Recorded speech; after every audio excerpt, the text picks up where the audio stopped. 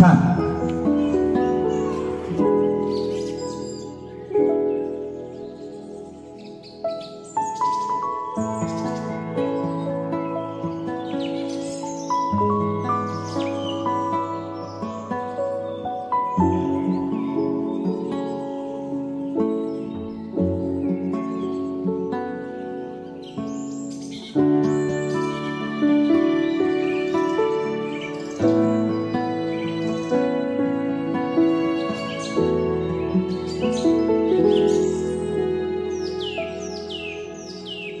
व्यासपीठावरील सर्व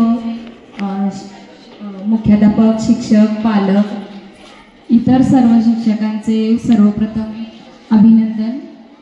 सद्गुरू या शाळेमध्ये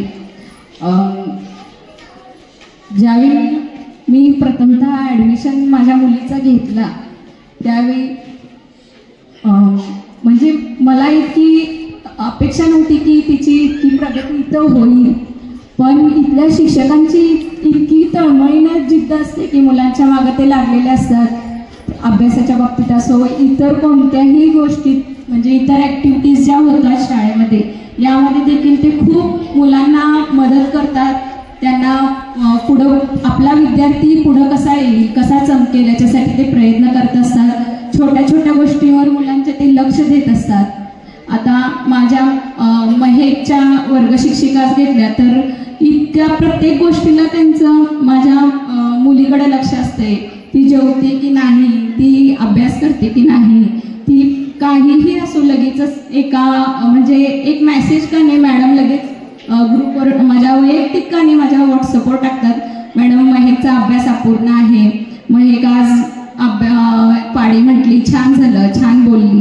हे वैयक्तिक लक्ष शिक्षकांनी आपल्या पाल्याकडे द्यावं इतकीच अपेक्षा पालकांची असते.